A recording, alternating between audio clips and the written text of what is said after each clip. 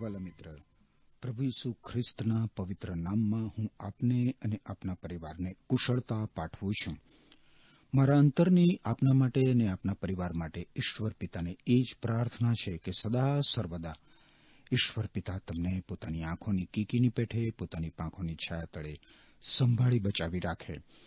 હું તમારો આભાર માનું છું મિત્ર, કારણ કે તમે તમારો રેડિયો ચાલુ કરીને સ્તવન કાર્યક્રમમાં મારી સાથે સાથે બાઇબલમાંના ઈશ્વરના પવિત્ર વચનોનો અભ્યાસ કરો છો નિયમિત રીતે. અને હું માનું છું કે મારી જેમ તમને પણ મિત્ર બાઇબલમાંના ઈશ્વરના પવિત્ર વચનોના અભ્યાસથી અદ્ભુત એવો દૈવી પ્રકાશ મળે છે, તમારા જીવનો આશીર્વાદિત થાય છે. કારણ કે મિત્ર, સાચે જ બાઇબલમાં લખ્યું છે એ પ્રમાણે ઈશ્વરના પવિત્ર વચનો આપણા પગોને માટે દીપક સમાન છે, આપણા માર્ગોને માટે એ પ્રકાશરૂપ છે. તો આજે આપણે બાઇબલમાં યોહાન અનુસાર શુભ સંદેશ છે નવા કરારના વિભાગમાં એના આપણા અભ્યાસમાં આગળ વધીએ અને યોહાન અનુસાર શુભ સંદેશના 13મા અધ્યાયની 8 થી 20 કલમો આજે જોઈએ. તમને યાદ હશે જ કે ગત સ્તવન કાર્યક્રમમાં આપણે યોહાન અનુસાર શુભ સંદેશના 13મા અધ્યાયની 7મી કલમ સુધી પહોંચ્યા હતા. આજે 8મી કલમથી આગળ વધીને 20મી કલમ સુધી પહોંચીએ. પરંતુ જો તમારી પાસે પ્રેમ સંદેશ નામનું પુસ્તક હોય તો અવશ્ય તમારી સમક્ષ ખુલ્લું રાખો, જેથી મારી સાથે સાથે તમે પણ જાતે ઈશ્વરના પવિત્ર વચનો વાંચી શકો. અને સાથે કૃપા કરીને નોટ પેન જરૂર રાખજો, જેથી બાઇબલમાંના ઈશ્વરના પવિત્ર વચનોના અભ્યાસમાંથી જે કંઈ બાબતો તમને જાણવાની મળે, તમને અદ્ભુત લાગે, આશીર્વાદિત લાગે, એ તમે તમારી નોટમાં નોંધી લઈ શકો. હવે તમે જોશો મિત્ર, તો પ્રેમ સંદેશ નામના તમારા પુસ્તકના 306 નંબરના પૃષ્ઠ ઉપર યોહાન અનુસાર શુભ સંદેશના 13મા અધ્યાયની 8મી કલમમાં લખ્યું છે કે પિતરે કહ્યું, હું કદી મારા પગ તમને ધોવા દઈશ નહીં. ઈસુએ જવાબ આપ્યો, જો હું તારા પગ ન ધોઉં તો મારે ને તારે કંઈ લાગભાગ નથી.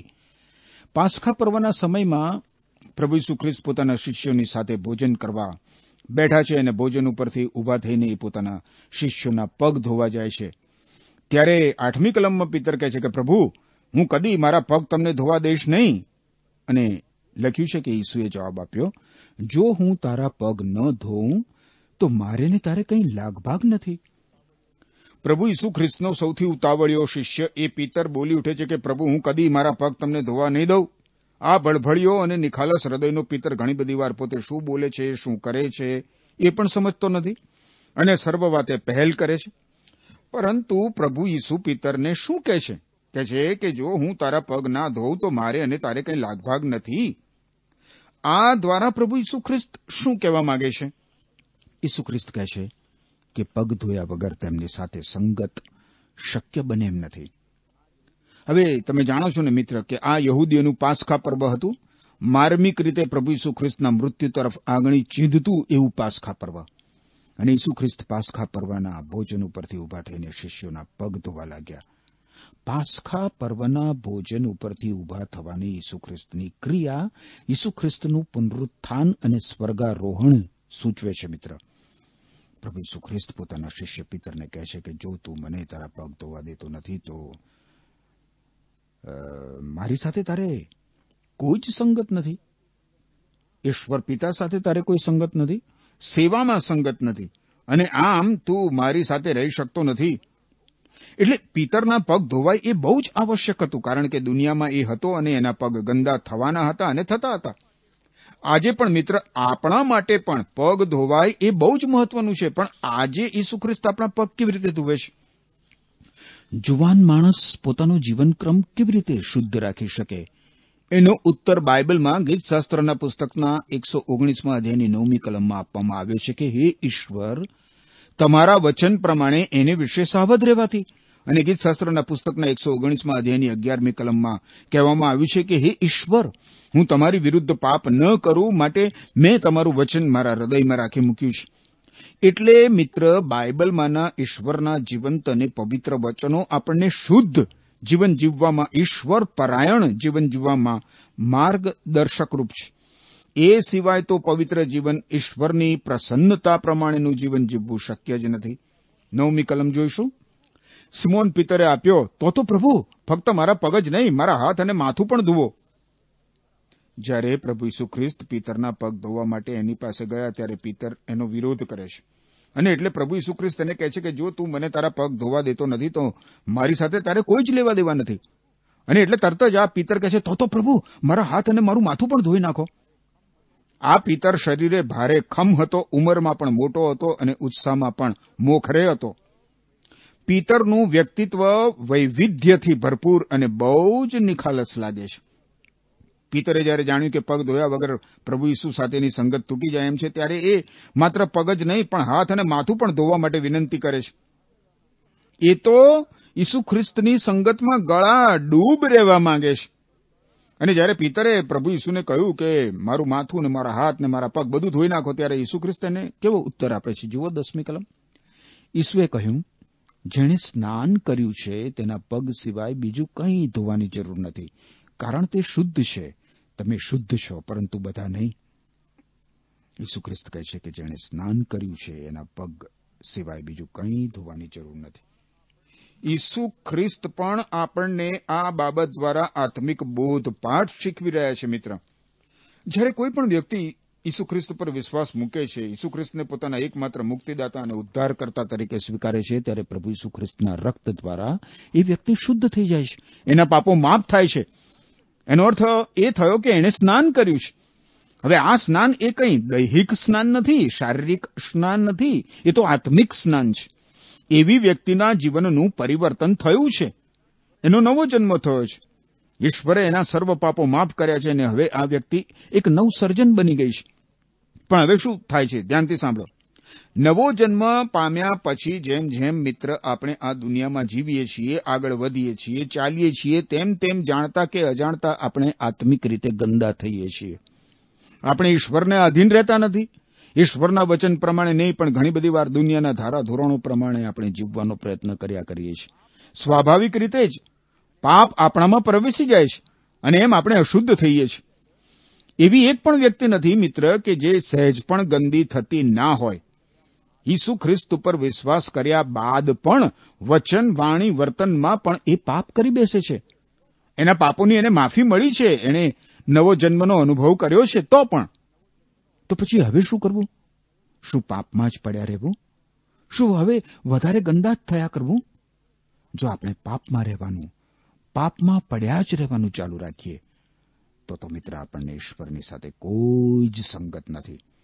ઈશ્વરની સાથે પુનઃ સ્થાપિત થવા માટે આપણા પાપને લીધે તૂટી ગયેલી સંગત તાજી થાય એટલા માટે આપણા પગ ધોવાય એ જરૂરી છે. જુવાન ભાઈ, જુવાન બહેન, મારા વહાલા માતા કે પિતા, શું તમારા જીવનમાં હાલમાં કોઈ પાપ પડી રહ્યું છે? શું તમે એને તમારા જીવનમાં સંતાડી રાખ્યું છે? શું તમે ઈશ્વરના નામે અને ઈશ્વરના કામે પાપમય જીવન જીવી રહ્યા છો? તો બહુ જ મોડું થઈ જાય એ પહેલા પ્રભુ ઈસુને આધીન થઈ જાઓ. પ્રભુ ઈસુને તમારું સર્વાંગી કલ્યાણ કરવા દો. 11મી કલમ જુઓ. ઈસુને ખબર હતી કે કોણ તેમને પકડાવી દેવાના છે, તેથી તેમણે કહ્યું હતું, તમે બધા શુદ્ધ નથી. તમે શુદ્ધ છો પણ બધા નહીં. યહૂદા ઇસ્કારિયોતમાં શૈતાન પેઠો હતો. પ્રભુ ઈસુ ખ્રિસ્તનો એક શિષ્ય જેનું નામ યહૂદા ઇસ્કારિયોત હતું, એનામાં શૈતાન પેઠો હતો.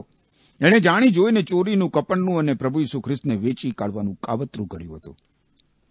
પ્રત્યેક વૃક્ષ એના ફળથી ઓળખાય છે. જો આપણે ઈશ્વર પરાયણ હોવાનો દાવો કરીએ છીએ પણ હકીકતમાં પાપમાં જીવન જીવી રહ્યા છીએ, તો મિત્ર ઈશ્વરના વચન પ્રમાણે આપણો નવો જન્મ થયો છે કે કેમ, એ જ મોટો પ્રશ્ન છે.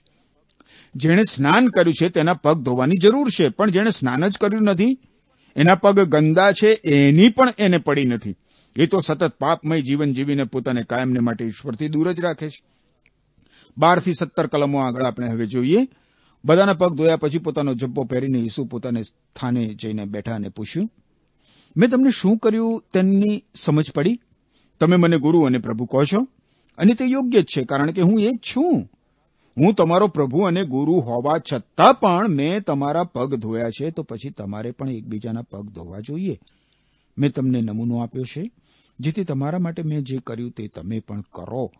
હું તમને સાચે જ કહું છું, નોકર પોતાના શેઠ કરતા મોટો નથી, અને સંદેશ લાવનાર પોતાના મોકલનાર કરતા મોટો નથી. હવે તમે આ સત્ય જાણો છો, તેથી જો તમે તેને અમલમાં મૂકો તો તમને ધન્ય છે.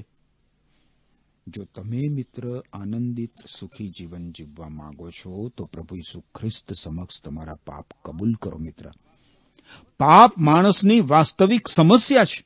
માણસ પાપને લીધે તણાવમાં, માનસિક રીતે બેચેનીમાં અને એક પ્રકારની અકળામણમાં જીવન જીવતો હોય છે.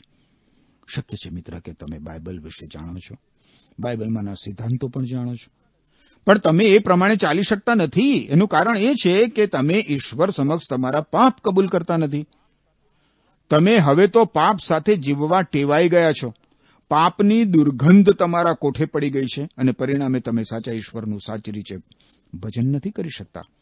જીવનમાં પાપ છે ને એટલા માટે બાઇબલ વાંચવામાં, એનો અભ્યાસ કરવામાં, પૂરતો સમય પ્રાર્થના કરવામાં અને પ્રભુ ઈસુ માટે જીવન જીવવામાં, સાક્ષીરૂપ જીવન જીવવામાં તમે નિષ્ફળ જાઓ છો. એ આનંદ ચાલ્યો ગયો છે કારણ કે ઈશ્વર સાથેની સંગત તૂટી ગઈ છે. ઈશ્વર સમક્ષ પાપ કબૂલાત દ્વારા જ મિત્ર ઈશ્વર સાથે પુનઃ સંબંધમાં આવી શકાય છે. આપણે ઈશ્વરની અધીનતામાં જીવન જીવીને બીજાઓને મદદરૂપ બનવાનું હોય છે. એટલે જ પ્રભુ ઈસુએ કહ્યું કે પરસ્પર પગ ધોવાના છે. જો હું તમારા પગ ધોવા માંગુ છું તો મારા પગ પણ તમે ધોશો. આજે આત્મિક જાગૃતિ ન આવવાનું કારણ એ જ છે મિત્ર. આપણે આપણા પાપો એકબીજા સમક્ષ કબૂલ કરતા નથી. આપણે શું કરીએ છીએ? પાપને છુપાવીએ છીએ, પાપને ઢાંકીએ છીએ અને વળી પાછા ઢોંગ કરીએ છીએ. એટલા માટે એકબીજાના પાપોને ચલાવી લઈએ છીએ અને એમ સમાધાનકારી વલણ અપનાવીએ છીએ. પરિણામે પ્રભુ ઈસુ ખ્રિસ્ત પર વિશ્વાસ કરતી મંડળીમાં આત્મિક જાગૃતિ, નવચેતના આવતી નથી. પાપ કર્યા વગર કોઈ જીવતું નથી મિત્ર. પણ એનો અર્થ એવો નથી કે આપણે પાપમાં જ પડ્યા રહીએ. ના ના ના ના. હતાશ, નિરાશ, આશા ભંગ થયા વગર પાપ કબૂલ કરીને ઊભા થવાની, આગળ વધવાની આપણે જરૂર હોય છે. અને તો જ મિત્ર, તો જ આપણે પ્રભુ ઈસુ ખ્રિસ્ત સાથેની સંગતમાં આગળ વધી શકીએ. પાપને તમારી અને ઈશ્વરની વચમાં રાખી મૂકશો નહીં, પણ ઈશ્વર સમક્ષ એ કબૂલ કરીને એને ફેંકી દો. 18મી કલમ શું કહે છે? હું તમારા બધાના વિશે આ કહેતો નથી. જેમને મેં પસંદ કર્યા છે તેઓને હું ઓળખું છું, પણ જેણે મારું ખાધું છે તે જ મારું ખોદવા બેઠો છે. એવું ધર્મશાસ્ત્ર જે કહે છે તે સાચું પડવું જ જોઈએ. પ્રભુ ઈસુ ખ્રિસ્ત પોતાના કહેવામાં બહુ જ કાળજી રાખે છે. ઈસુ ખ્રિસ્ત 12 શિષ્યોને આ કહેતા નથી, માત્ર 11 શિષ્યોને જ કહે છે. કેમ 11 શિષ્યોને અને 12ને નહીં? કારણ કે આ શિષ્યોમાંનો એક શૈતાન હતો, પૈસાનો ચોર હતો, દગાબાજ હતો, કપટી હતો. 10મી કલમમાં પ્રભુ કહે છે તમારામાં બધા શુદ્ધ નથી. અને હવે 18મી કલમમાં પ્રભુ ઈસુ ખ્રિસ્ત કહે છે કે હું તમારા બધાના વિશે કહેતો નથી. યહૂદા ઇસ્કારિયોત નામનો શિષ્ય પ્રભુ ઈસુ ખ્રિસ્તના કહેવા પ્રમાણે કરી શકે એમ હતો જ નહીં, કારણ કે એ પ્રભુને આધીન થતો જ નહોતો. એ તો પ્રભુને પ્રેમ પણ કરતો નહોતો, માત્ર પૈસાને પ્રેમ કરતો હતો અને એ તો શૈતાનને આધીન થઈ ગયો હતો. ઈશ્વરના નામે અને ઈશ્વરના કામે એ માત્ર પૈસાની ગુલામી કરતો હતો. યહૂદા પ્રભુ ઈસુ ખ્રિસ્તને આધીન થયો નહીં, કારણ કે તેણે પ્રભુ ઈસુ ખ્રિસ્ત પર વિશ્વાસ જ કર્યો નહોતો. ઈસુ ખ્રિસ્ત ઈશ્વરના પુત્ર હતા, મનુષ્યના અજોડ ઉદ્ધારક હતા. એવો વિશ્વાસ યહૂદાએ કર્યો જ નહોતો. પ્રભુ ઈસુ પ્રભુ અને ગુરુ હતા, પણ યહૂદાએ તો પ્રભુને પ્રભુ તરીકે, પોતાના જીવનના સ્વામી કે માલિક તરીકે સ્વીકાર્યા જ નહોતા. એણે પ્રભુ ઈસુ ખ્રિસ્તને ગુરુ તરીકે પણ માન્ય રાખ્યા નહોતા ને મિત્ર. જો એવું જ હોત, એણે માન્ય રાખ્યા હોત પ્રભુ ઈસુ ખ્રિસ્તને, તો એણે પોતાના ગુરુના કહેવા પ્રમાણે કર્યું પણ હોત. એટલે મિત્ર, વિશ્વાસ અને આધીનતા સાથે સાથે જાય છે, સિક્કાની બે બાજુ. આધીનતા વગરનો વિશ્વાસ બિલકુલ નિરર્થક છે. તારણ સાધક જીવંત વિશ્વાસ યહૂદામાં નહોતો. પણ તમે જુઓ, આવા યહૂદાના પગ પણ પ્રભુ ઈસુ ખ્રિસ્ત ધુવે છે. શા માટે? જેથી યહૂદા પોતાના પાપને કબૂલ કરે, પ્રભુ ઈસુ આગળ નમ્ર બની જાય. એણે પ્રભુ ઈસુને પોતાના પગ તો ધોવા દીધા, પણ એણે સ્નાન કર્યું જ નહોતું. એણે બહુ જ સભાનતાપૂર્વક પાપમાં જ જીવન જીવવાનું ચાલુ રાખવાનું પસંદ કર્યું, ઈશ્વરથી દૂર રહેવાનું પસંદ કર્યું. વાલા મિત્ર, પ્રભુ ઈસુ ખ્રિસ્ત આપણા સર્વ પાપો માફ કરવા માટે આ દુનિયામાં પ્રાયશ્ચિતનું બલિદાન બની ગયા. ઈસુ ખ્રિસ્તના બલિદાનથી જ આપણે ઈશ્વર સમક્ષ ઉભા રહી શકીએ છીએ. આપણે જ્યારે પ્રભુ ઈસુ ખ્રિસ્ત પર વિશ્વાસ કરીએ છીએ ત્યારે આપણે પ્રભુ ઈસુમાં સંગત પ્રાપ્ત કરીએ છીએ અને એ પછી આપણું શુદ્ધિકરણ થતું રહે એ બહુ જરૂરી હોય છે. આપણું રોજિંદુ જીવન નૈતિક રીતે શુદ્ધ ચોખ્ખું રહે એટલા માટે સતત પાપ કબૂલાત કરવાની આવશ્યકતા હોય છે જ ઈશ્વર સમક્ષ. ઈશ્વરના પવિત્ર વચનો જે બાઇબલમાં છે એ આપણને શુદ્ધ કરવાનું કામ કરે છે. મિત્ર, આપણે બાઇબલમાંના ઈશ્વરના પવિત્ર વચનો દ્વારા શુદ્ધ થઈએ છીએ, કારણ કે પવિત્ર બાઇબલમાંના ઈશ્વરના જીવંત વચનો આપણને આપણા પાપ પ્રત્યે સભાન કરે છે અને શુદ્ધ ન્યાયી જીવન જીવવામાં મદદ કરે છે. હવે 19મી કલમ જુઓ. યોહાન અનુસાર શુભ સંદેશ 13મો અધ્યાય 19મી કલમ. એવું બને તે પહેલા હું તમને આ જણાવું છું, જેથી તમે બને ત્યારે વિશ્વાસ કરો કે હું તે જ છું. પ્રભુ ઈસુ ખ્રિસ્ત પોતાના શિષ્યોને આ પ્રમાણે કહે છે. જે કંઈ બનવાનું છે એ પોતાના શિષ્યોને ઈસુ ખ્રિસ્ત કહે છે. શું બનવાનું છે? એક વ્યક્તિ પ્રભુ ઈસુની સામે લાત ઉગામવાની છે. એ દગાખોર છે, એ દગો કરશે અને ત્યારે કોઈને આંચકો લાગે નહીં કે અરે રે, પ્રભુ તો જાણતા જ નતા કે આવું થશે. ના ના ના ના, પ્રભુ તો પોતે જ બધું જાણતા હતા અને પોતે જ બધું શિષ્યોને જણાવતા હતા. પ્રભુ ઈસુ ખ્રિસ્તના આંતરિક વર્તુળમાંથી જ એમને દગો કરનાર ઉભો થયો. મિત્ર, 12 શિષ્યોમાંનો એક, પણ એ 12માંનો નહોતો, જુદો હતો, અલગ જ હતો. એ 12માંનો ગણાયો ખરો, પણ એ 12મો અંક ના બન્યો. 20મી કલમ જુઓ. ઈસુ ખ્રિસ્ત કહે છે, હું તમને સાચે જ કહું છું, હું જેને મોકલું છું તેનો જે સ્વીકાર કરે છે તે મારો સ્વીકાર કરે છે, અને જે કોઈ મારો સ્વીકાર કરે છે તે મને મોકલનારનો પણ સ્વીકાર કરે છે. ઈસુ ખ્રિસ્ત અહીંયા પોતાની વાતને ધ્યાનથી સાંભળવા માટે સાચે જ શબ્દ વાપરે છે. જૂનો અનુવાદ જોઈએ તો 2 વખત ખચિત ખચિત એવા શબ્દો વાપરવામાં આવ્યા છે. બહુ જ ધ્યાનથી સાંભળવાની અને સમજવાની જરૂર પ્રત્યે આ શબ્દો વાપરીને પ્રભુ ઈસુ ખ્રિસ્ત આપણું ધ્યાન ખેંચે છે. અને પ્રભુ ઈસુ ખ્રિસ્ત અહીંયા કહે છે કે યહૂદા પણ બીજા 11 શિષ્યોની સાથે ઈશ્વરના રાજ્યના શુભ સંદેશને પ્રગટ કરવા ગયો હતો. એણે ઈશ્વરના અદ્ભુત કાર્યો પોતાની આંખો વડે જોયા હતા અને ઈશ્વરના વચનો પોતાના કાનો વડે સાંભળ્યા હતા. અરે, એણે જાતે ઈશ્વરના વચનો પ્રગટ કર્યા અને બીમાર લોકોને સાજા પણ કર્યા. ઈસુ ખ્રિસ્ત કહે છે કે હું જેને મોકલું છું તેનો જે સ્વીકાર કરે છે તે મારો સ્વીકાર કરે છે. કોઈ પણ વ્યક્તિ, મિત્ર, સંદેશવાહકના વિશ્વાસ વડે કે સાજાપણાની પ્રાર્થના કરનારના વિશ્વાસ વડે ઉદ્ધાર પામતું નથી. ઈસુ ખ્રિસ્ત ઉપર જાતે વિશ્વાસ કરવાથી અને ઈસુ ખ્રિસ્તનો શુભ સંદેશ સાંભળવાથી મનુષ્યનો ઉદ્ધાર થાય છે, એના દુષ્કર્મોના બંધનોમાંથી, એના પાપોની શિક્ષામાંથી. આજે મિત્ર, તમે ઈશ્વરના જીવંત અને પવિત્ર વચનો સાંભળી રહ્યા છો. એ તમારા હૃદયમાં કાર્ય કરે છે અને તમે પ્રભુ ઈસુ ખ્રિસ્ત પર વિશ્વાસ કરો છો, એટલા માટે તમે ઉદ્ધાર પામો છો. વચનને પ્રગટ કરનાર, સંદેશો આપનાર, શુભ સંદેશને પ્રગટ કરનાર વ્યક્તિ મહત્વની નથી. બાઇબલ ઈશ્વર પુત્ર પ્રભુ ઈસુ ખ્રિસ્ત વિશે જણાવે છે. બાઇબલ આપણને આપણા ઉદ્ધાર વિશે, આપણા પાપોની ક્ષમા વિશે જણાવે છે. હવે એ શક્ય છે કે સંદેશો પ્રગટ કરનાર વ્યક્તિ ઈશ્વર વગરની રહી જાય, ઈશ્વરથી દૂર રહે, પણ એને સાંભળનાર વ્યક્તિ ઈસુ ખ્રિસ્ત પર વિશ્વાસ મૂકે. હું એક એવી વ્યક્તિને જાણું છું, મિત્ર, જેણે વર્ષો પહેલા પ્રભુ ઈસુ ખ્રિસ્ત પર વિશ્વાસ કર્યો હતો, પરંતુ સમય જતા એ વ્યક્તિ 2 પ્રકારના પાપમાં ફસાઈ પડી. એક તો પૈસા ચોરી અને બીજું વ્યભિચાર. એણે મને કહ્યું કે હું જાણું છું કે મેં પ્રભુ ઈસુ ખ્રિસ્ત પર વિશ્વાસ કર્યો છે, મારા પાપોની માફી મને મળી છે, પણ હવે હું ગૂંચવણમાં છું. અને મેં એને યહૂદાના પાત્ર વિશે જણાવ્યું, કારણ કે યહૂદા પણ ગૂંચવણમાં હતો, ભારે મૂંઝવણમાં હતો.